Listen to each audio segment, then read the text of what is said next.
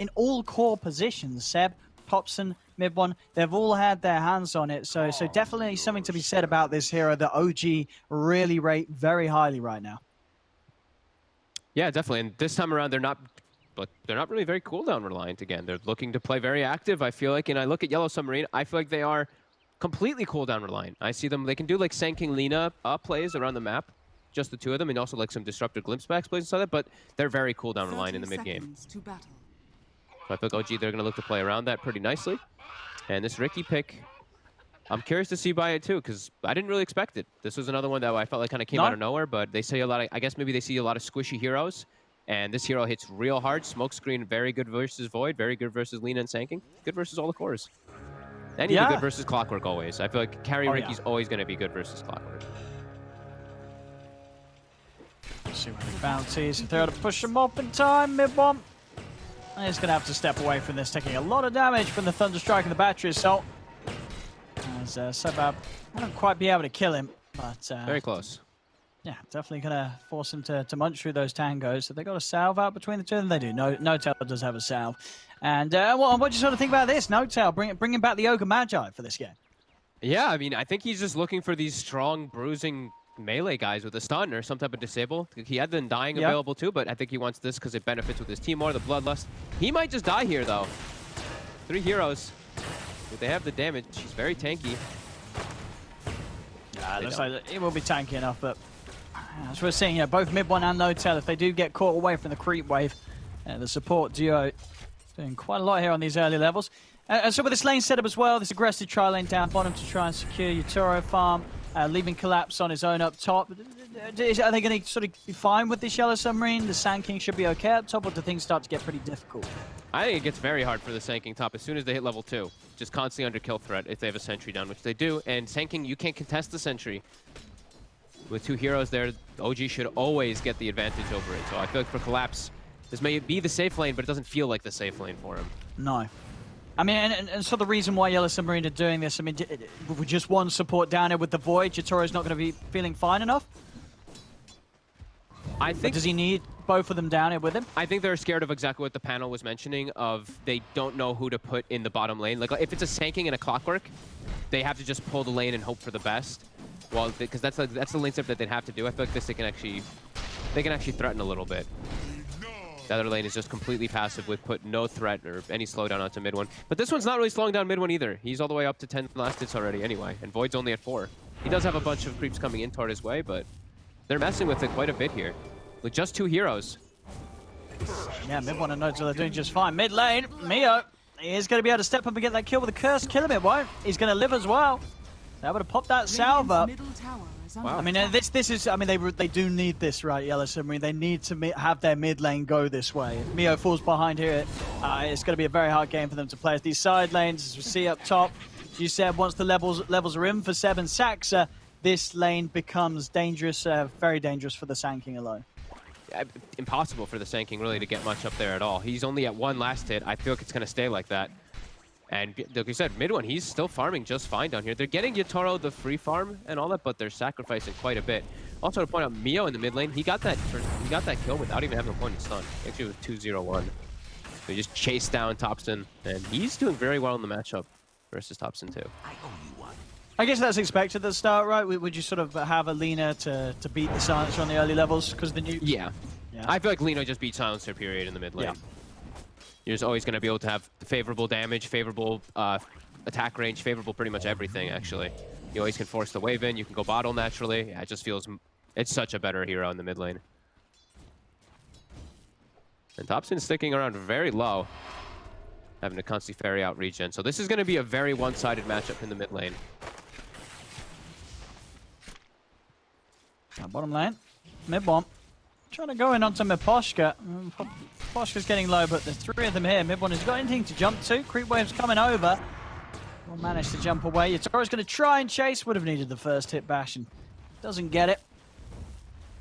He'll get to live once more. Mid lane Topson, very low. Mio trying to dive in for the potential of finishing him off, but No-Tail's around.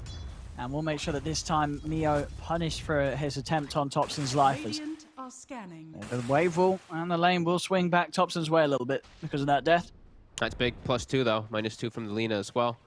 And they're actually just kind of abandoning bottom a little bit here with that rotation from No-Tail. Mid one also gets too low to lane. Top though, Collapse, we see this pain, this poor Sanking, he's getting nothing. Absolutely nothing for a Collapse, not even experience. What'd you do about this? I mean, did you sort of just ask so bad to sit up top with you? Do you just abandon the lane entirely, try and start jungling? Which obviously isn't going to be easy. You're only level 2, you've only got the 1 point in Sandstorm. It's like, how does the Sand King recover his game? How does he get a game? He's going to have to do something clever. I mean, this isn't it. He just comes right back to the lane. He does have a huge wave coming in, so he's trying to get that experience, but they're going to commit onto him immediately. They don't want him to get this XP. He's going to die again. Oh, no.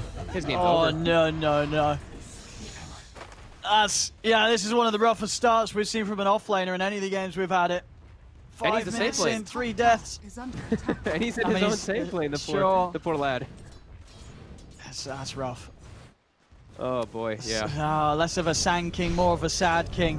As soon as I saw him TPing up there, I was like, this is what he wants to do, but you're gonna get punished. You know that they're gonna know that's the right move for you to make too. So you have to do some type of great move, you know, as a Sand King. Like, what would they not expect me to do to try to get experience? That's where he has to start thinking at this level, because OG, you know, they know they have like a double, triple creep wave pushing in. If he TPs, that's the move. Just instantly kill him. As in mid, Sobad's coming in with the smoke. He's going to try and catch Thompson by surprise. Oh, nice. And he's able to do so. Orksy gets the cogs down. They'll get themselves the kill. Light Strike as well onto Seb. But Saxa, he's coming with a wraparound, and with that grasp, he's able to set up onto Sobad. They get something in return, but they do kill off the silencer, so just continuing to try and pour their efforts into the lane where they are able to make things happen, which is this mid. And this does give a bit of relief for Collapse up top, with Seb reacting to that play mid. There's finally some space here for the Sand King to get some farm. Oh, bless him. He needs it. 7 last hits. He's getting up there. And then also, look at Yatoro bottom. Because of this, the craziness that starts happening between the lanes, everything's starting to get shifted. He actually gets forced to TP out, well, TP back to his tier 1. Now, if he dies, no TP available, Yatoro has to be a little bit more careful with his positioning down here. Thompson, also, actually going to get caught on here from Mio. Mio with the DD. Is in enough damage? He needs one more hit. Can he find it? He's looking around the trees, but Thompson's juking. And No-Tail's in with a stun. Now Mio's in trouble. Thompson's starting to salve up. Dragon Slave will cancel it, but he's got the living armor as well. Mio trying to chase, but Thompson remaining out of range. No-Tail, has he got anything else to throw back the way of Mio? Mio holding his ground, turns, will get No-Tail, but it's going to cost him his life, and now Sobad. He might just end up feeding into as well to Thompson as well, and he does. More in for Thompson in that mid. And Collapse up top. Oh, no, not again. No, not again. Oh, they don't have mana. Okay. Oh, they actually did if he tread swap those close. Oh, so he's got Magic Missile now. But have they got any further dissection? No, they haven't. He got rid of that 1 sentry, but a huge gains for Thompson there. Again, we're seeing these raindrops pay dividends. Everyone buy raindrops in your pubs versus nukes. Definitely one of the best laning items. Thompson living because of that there in the mid lane too. And they're going to bring Mio up. In fact, they're going to bring both Mio and Miposhka into play. Okay. He's potent. They have the connection with the stun if they'll get a kill.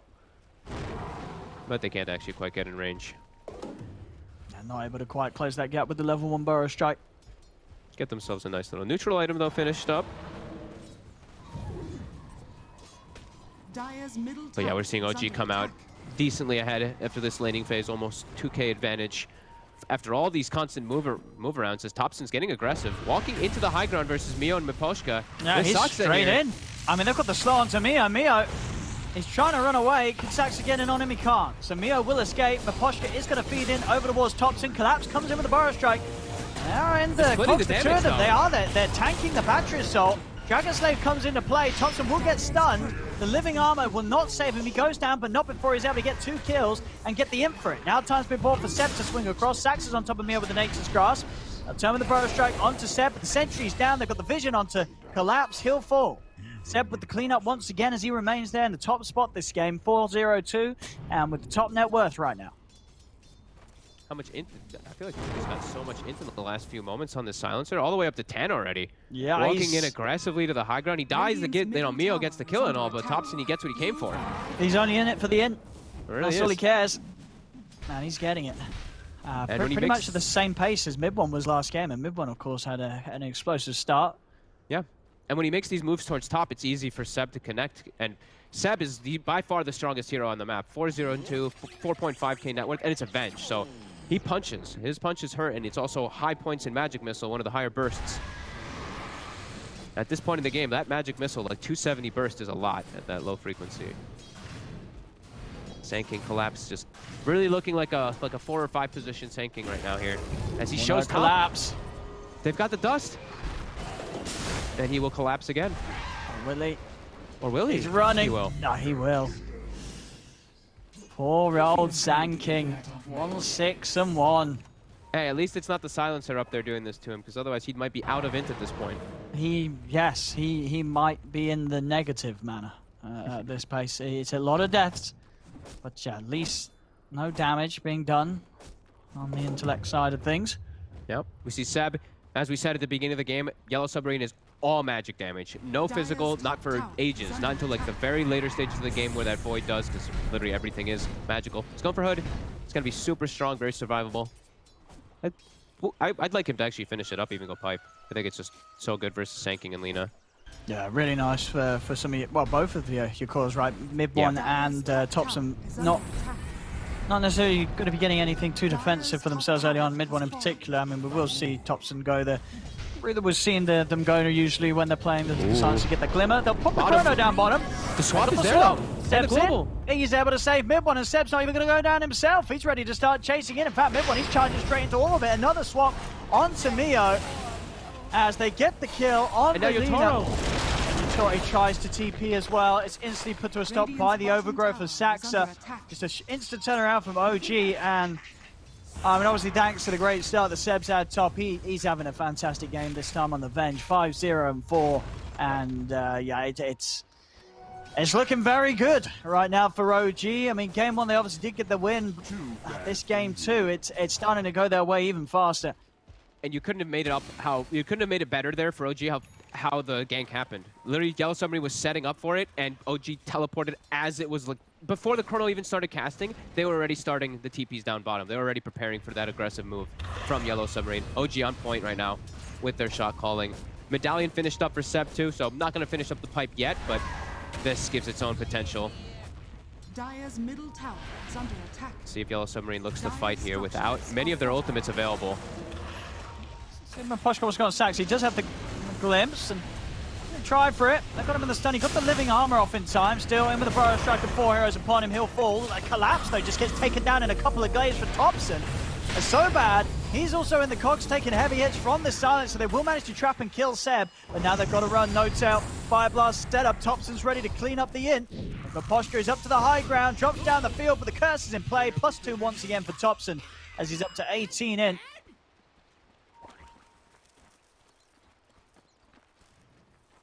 Where they are able to commit and get kills, Yellow Submarine, but it's just the fact that it's always OG with the cleanup.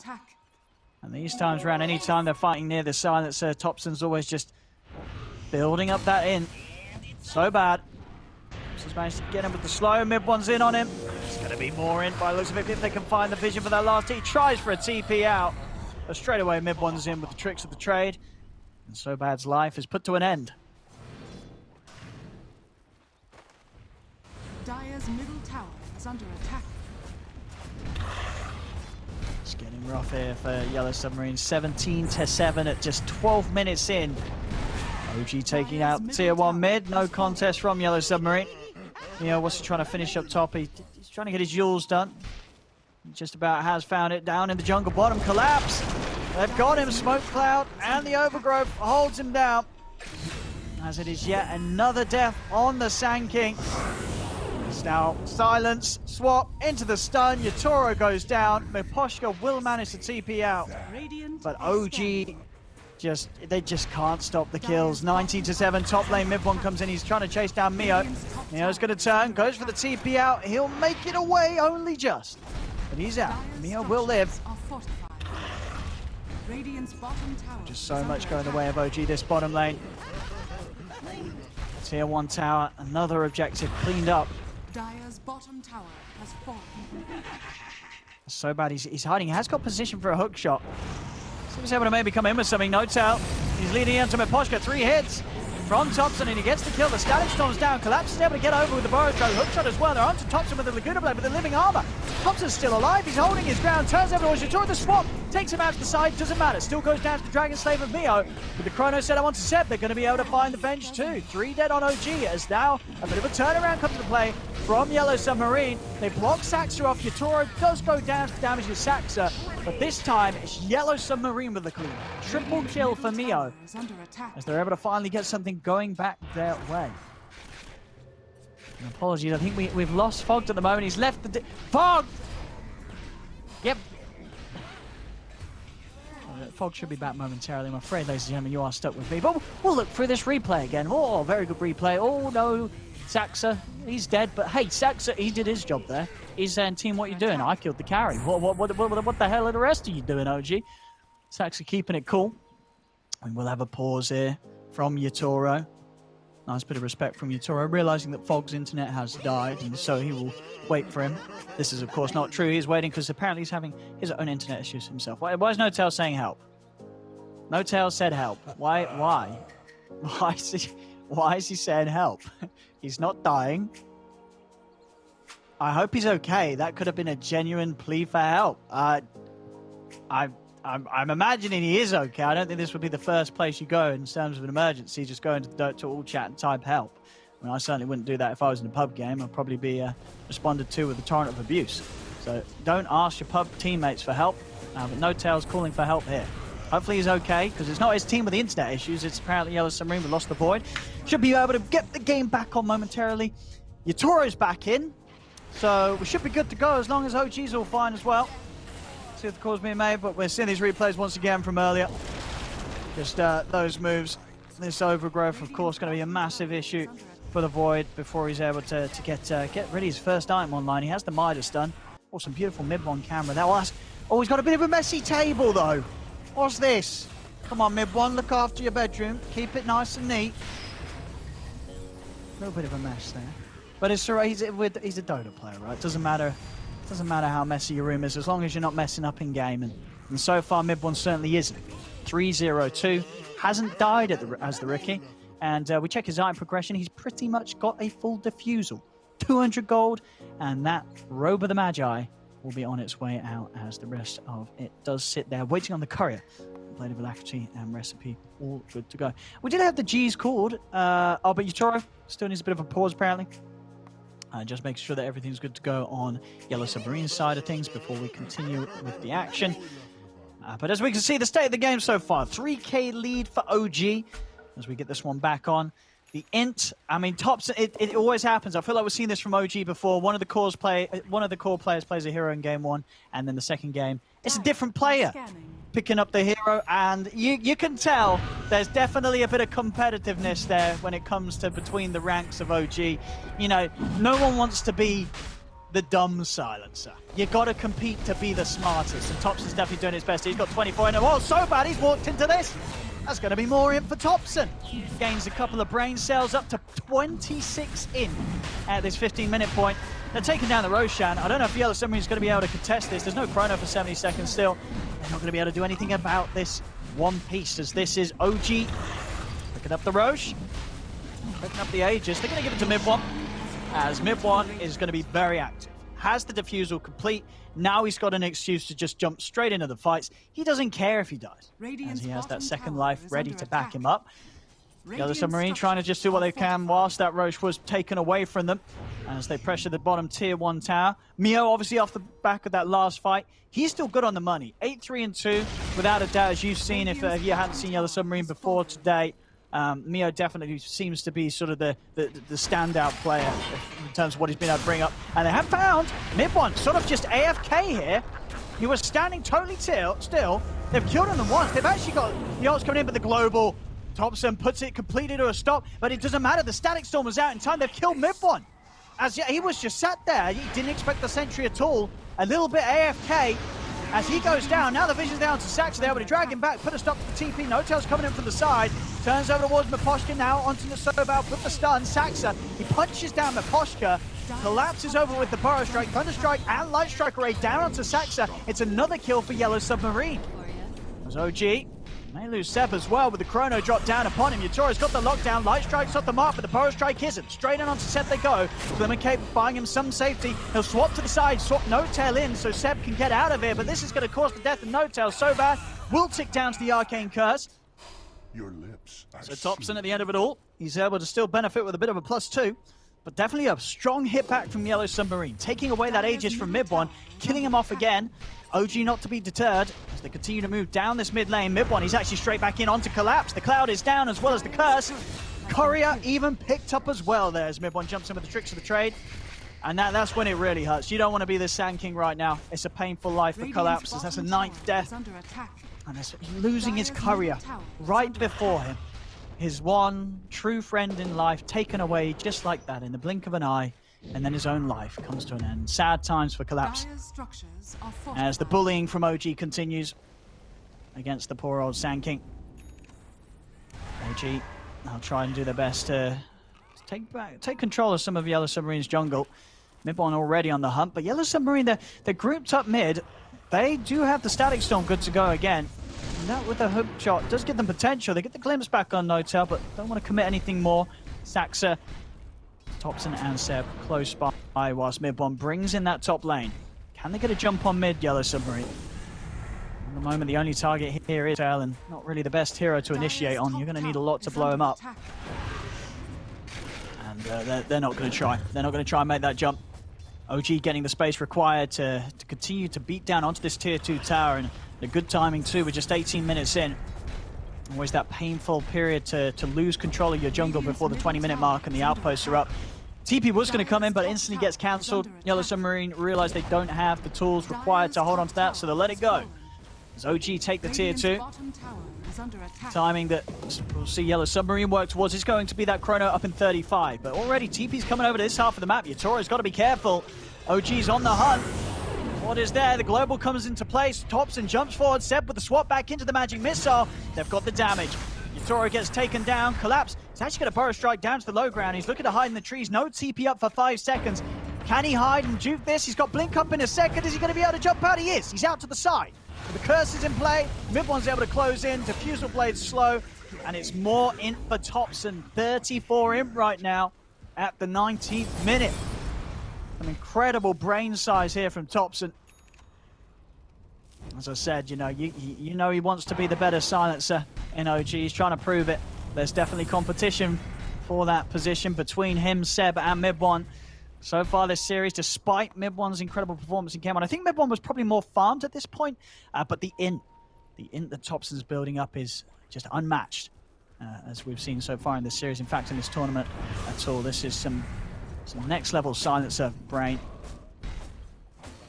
3K lead for OG, 27-14 as they do just continue to keep Yellow Submarine held back.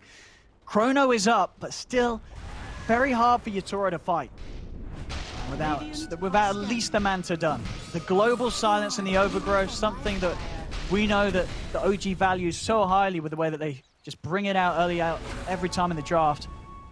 It does mean that these heroes like Void are not going to have any chance to play freely until they have a Manta or a BKB. You know that one of them's always going to be ready to go when that chrono comes out.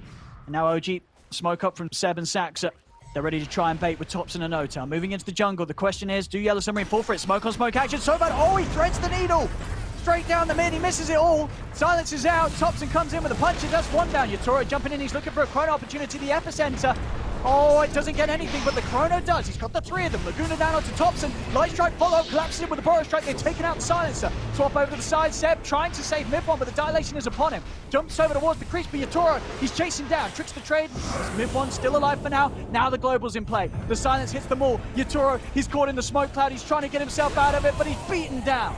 Saxa comes in with a final blow to take down the Void. As it's just still all too tricky for Yellow Submarine to play into.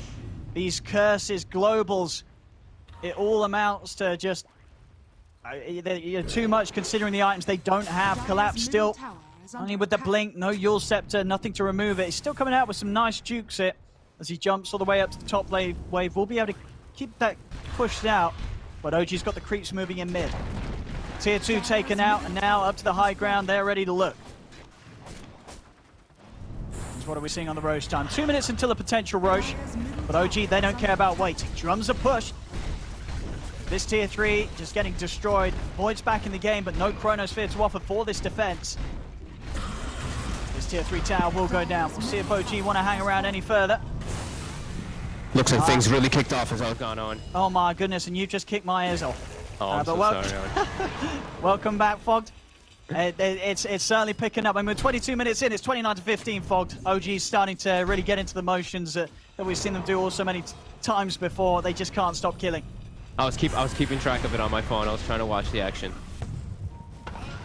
Still seems so hard for them to hold this high ground here. OG have just this constant harassment too from No Tail, and they just have such a good window here. I love this blink on the silencer. You probably talked about all this already while I was gone, but some really nice item choices here coming out from OG. It's just been a wild game for Thompson. 42 int. The answer to life, the universe, and everything, and all the Thompson's worries this game, as he is in a very happy place right now. I love when I see these like fragile heroes go blink dagger versus these initiations. I mean, we saw it just there. Straight away, dodges the hook shot. Does still get caught by the light strike. I mean, Thompson's still taking some heavy damage, but he's able to get the global. Even with the Laguna, is he alive? Doesn't quite die. Finally, the right clicks will finish him off. But you're seeing just the rest of OG moving onto Yellow Submarine as soon as they blow everything onto Thompson. They still lose 3 heroes. And Push is going to try for the TP out. He'll make it. He's out and away. They have got the creeps moving in mid. 3 heroes dead on Yellow Submarine.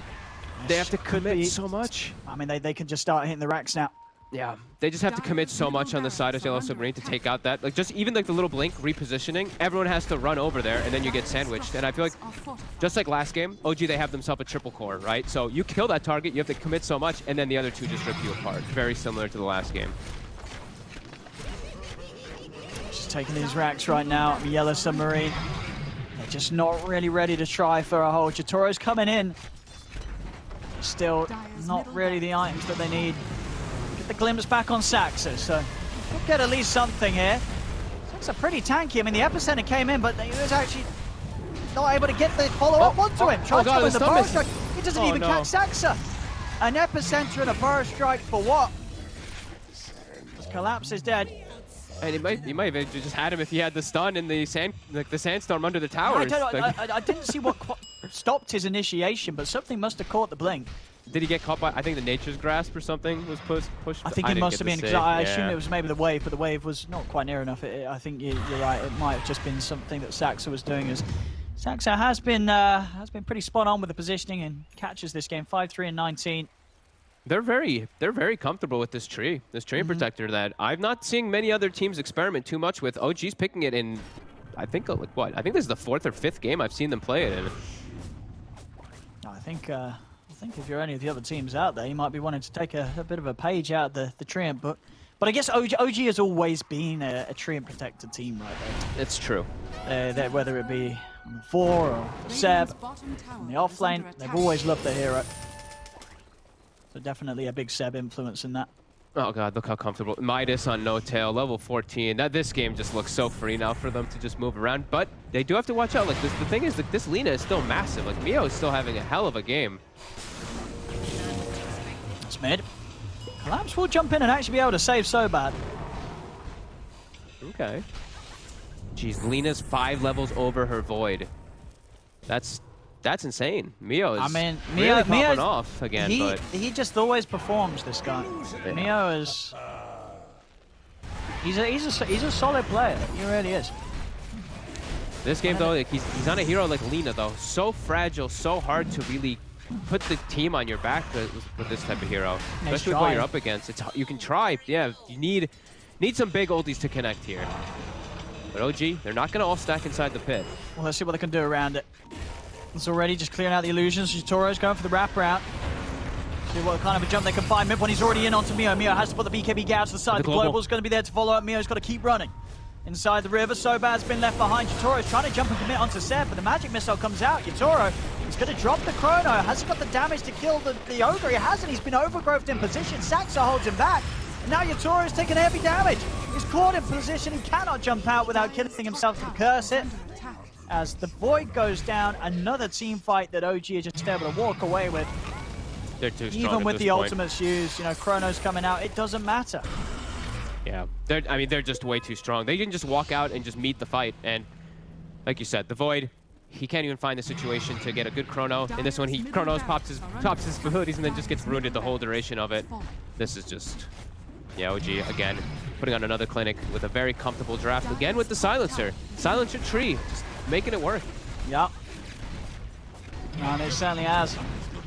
This game, once again, draft from OG, not showing any weaknesses whatsoever. They They're not. seem incredibly comfortable with this setup. Second rack's cleaned up. And giving up the Void both times does definitely feel like they have some type of ideas versus it, right? Like, they give the Void this game, they pick heavy counters. Ricky, the Cloud is always annoying. Venge swap is there. The Overgrowth plus Living Armor to protect people inside Chrono Global. They are definitely counter picking and kind of baiting. I feel like they're baiting Yellow Submarine to go for this type of draft here, and then they're just playing around it perfectly. We go back in the rush. OG, finish this off, get the Aegis and cheese.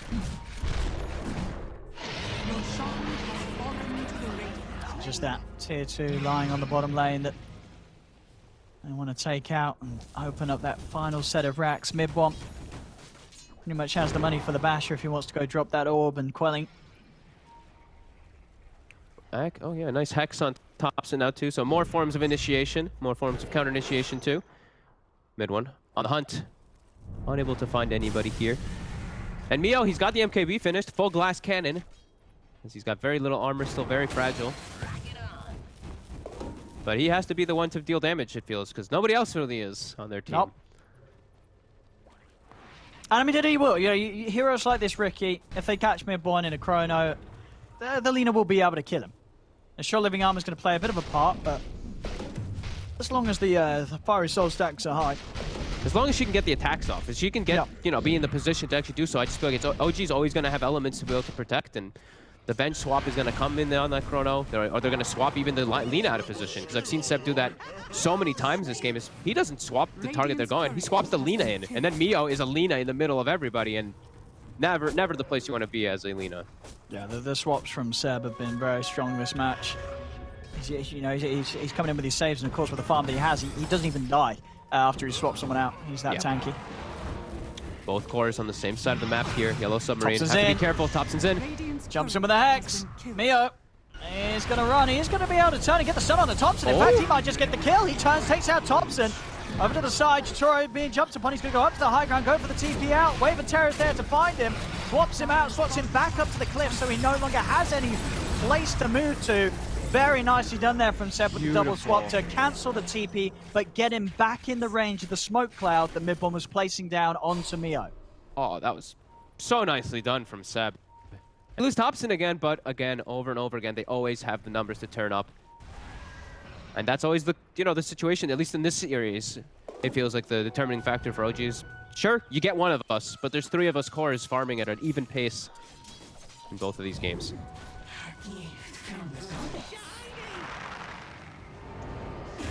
Damn. Sox is level 16. Collapse is only 14. It's a 4 position to a 3 position. Seb's coming. Collapse trying to juke. Oh, it actually clips him. They found him. He was on the edge of the overgrowth. Ooh. He's trying to hide. He's able to get out with the blink. And they won't get him. Collapse actually able to escape this time.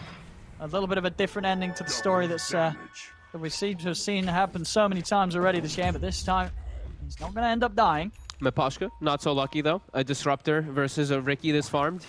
Don't get to go outside your base too often now. Easily just gets annihilated as OG. Still looking to jump in. Glimmer on Thompson. He's got the blink hacks waiting. With that DD, yeah, you can tell he wants to just jump and punch. Yeah, just that first hit doing a casual, you know, 700 or 800 damage. Well, Mid-One's in. He's going to start things off onto the Void. Jitoro, he's going to get out to the side. Now Mid-One, can they actually try to punish this with a glimpse? They're trying. He's got the Aegis though. So they get him the once. Okay. Can they do it a second time? Yeah, he's going to try and time the light strike a little bit early. Mid-One's going to get the chance to turn. Moving on to Mio. Jitoro, he's going to drop the Chrono. He just stops him, but the swap's there. Seb's able to get Thompson out to the side, and Seb, he's so tanky. They just cannot kill Seb. even in the chrono, as nobody other than the Ricky a second time going down, and it costs a lot. They get the Ricky. Can they get anything else from this? As OG are able to back off. Miposhka get in for another glimpse. No, they're just outside of range of it all. They're going to re-go now. On the side of OG, it looks like they're thinking about it. The Blink Hex is ready. But they're not going to. They're going to give a little bit of respect there to Yellow Submarine. So they are able to at least get mid one, but... They got mid one. Still costing them so much there. Is OG still hanging? Yeah, they need a lot more. And OG's still hanging around the area, just waiting for someone to show their face. Well, let's see. Okay, Yellow Submarine, they're going for the smoke here. Trying to outnumber. So this could be pretty big here. See who they catch. It's the two tanky boys on the front line. I mean, they're going to turn straight towards Collapse. Collapse is able to turn with the Burrow Strike straight away with the hook shot. They're on top of Thompson. Thompson's deep. Thompson, he's going to get swapped against Seb with the save. Gets Thompson out of harm's way. They're trying to chase Thompson. Can they find him? Thompson turns towards Yatoro, but the bashes are there. Thompson will go down. Seb still living here throughout the damage of the Static Storm. They finally pop him. But it's a good hold from Yellow Submarine so far. They've killed off 2 of the cores. Miposhka does get left behind to the damage of Saxa and No Tail. It's something, you know, you're getting 2 cores. Still not enough to turn, but it slows OG down a little bit. Yeah, getting the 2 big cores is perfect. However, No Tail and Saxa are also starting to get to the point where they're also big. No Tail is higher level than mid one. He's level 20 now off of that. These 2 were just packing an insane amount. Look at him laughing in this camera. He's like, No Tail's just screaming and laughing, probably because he's probably saying, I'm the highest level on the team right now as this 5 position owner. Hey, look at this smile. Small gains for Yellow Submarine, but like you said, OG, they're back up. Mid one's here. The last set of racks here. And this illusion, it still is painful as well, too. Seb, he might be dead. He might be in the grave, but not entirely. Oh, Saxa. Oh, Collapse, he tried to jump in, but he bleeds into the cloud. He is able to get out of the side, but now the Global's in play. Mid one's on top of him. Yatoro's trying to finish off Saxa, but Saxa's so tanky. He's taken a lot of punches to threaten this Treant protection. During the time, mid one's just cleaning up to the side. Collapse is going to come in with a buyback, jumps in onto mid one. Trying to hide in the trees, but they found him. It's a dieback on Collapse. Yatoro's got the chrono on the 3. He can't kill him. They have the damage. He's going to turn over towards mid one, but mid one's able to put the PK jump pad to the side. Triple kill for him as he finds another. Now over towards Mio. He looks going in onto this leader. Mio trying to bring down Thompson. Thompson getting low. Yatoro, can he finish him off? No, Seb's in with the swap. Keeps Thompson alive. Yatoro can't even kill him. This is an ultra kill for mid one. They're going to set it up for Ricky to come back in, and they find it. Rampage for mid one to close the game up. As my goodness, OG 49 kills, 34 minutes in. That was as OG